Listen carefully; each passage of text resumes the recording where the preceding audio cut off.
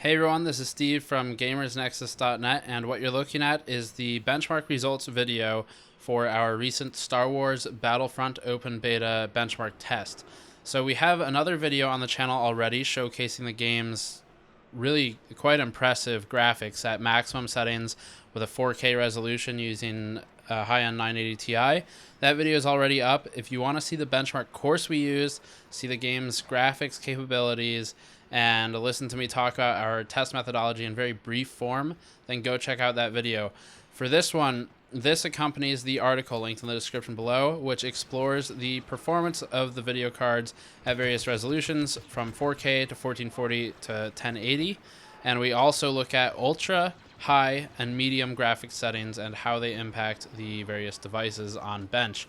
Do note that some of our AMD devices are now getting a bit aged, to like the 290X and 285. They are technically last generation, but we do have a 390X on hand and we're able to test that with these benches. For an explanation of the game's settings, check the article links in the description below. I talk about what each of them does, what it means. But here's a few screenshots of the game settings as they stand in the open beta. And as for performance, let's just start looking at that right now. So first of all, here's the 4K chart. As always, big disclaimer, this game is in beta. That means that there will be maps, there will be assets, vehicles, game modes to which we are not presently exposed. So FPS could change when the full game comes out and those items are launched alongside it. They could be more intensive, they could be less intensive. We'll just have to revisit it once the game's out. Back to the charts. 4K, you can see that basically SLI 980 Ti's are required to get 60 FPS. So if you want 60 FPS, which for a fast-paced shooter like Battlefront, you probably do want as close to that as possible, if not more, then it is going to require some kind of multi-GPU setup, either Crossfire or SLI. Even the high-end Seahawk 980 Ti, which is a liquid-cooled card with a boost of 1291 megahertz stock, we're still sitting dead at 44 FPS. It certainly wasn't a bad experience, but as the game sort of hits the dips where explosions and things like that occur, you do see that card struggle to a point where I would probably want to drop down to 1440 if I were gaming with it. And here are those 1440 charts. So again, the SLI 980 Ti combo, quite obviously at the top, and for good reason. It's two video cards.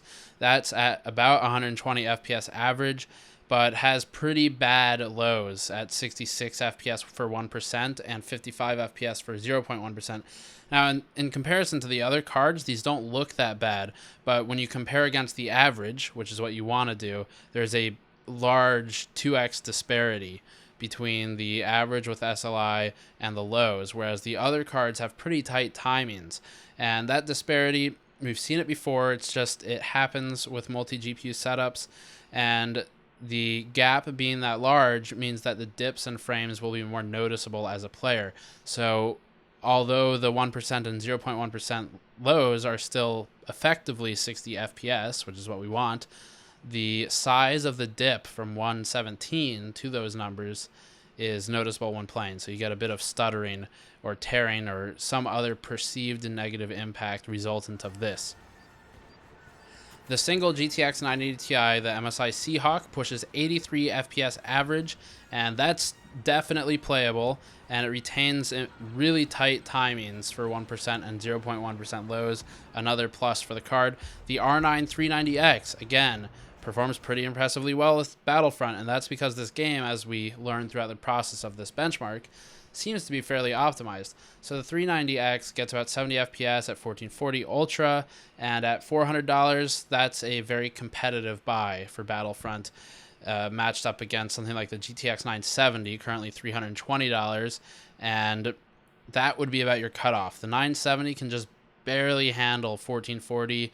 At Ultra, you would probably realistically be dropping a few of the settings down to high just to make sure you're retaining a high baseline during the dips when gameplay gets intense. And obviously, again, this cutoff point is a little bit dangerous if you're buying a card right now because we haven't seen the rest of the game yet, so we don't know how that will change going forward, but I will certainly update this guide with a new video once we're at that point. 1080, the one that most people probably want to see here, shows the most populated chart, and it ranges all the way down to the GTX 770, R9 285, and GTX 960 in terms of playable cards. The R9 270X, a former mainstay, which has been replaced by the R7 370 in effect. It's not a perfect replacement, but it's about that. And the GTX 950, both of those cards, or all three of those if you include the R7 370, struggle to retain Ultra at 1080p. The GTX 960 4GB card did not yield noteworthy gains over the 2GB alternative when we tested on this map, this resolution, these settings. We have seen games where 4GB impacts performance, and have a complete video on that. Just search the channel for 4GB versus 2GB and you'll find that. But for this game, didn't really see an impact. I did look at VRAM consumption. It wasn't scientific, it wasn't complete. We are doing both of those things for VRAM consumption analysis very soon, but for a brief top level sort of thrown together analysis, we saw about 4GB of VRAM consumed at 4K and Ultra, so the game is capable of eating quite a lot of video RAM with 2GB of system RAM consumed, and this was after only a 10-minute test run on a low population single player map.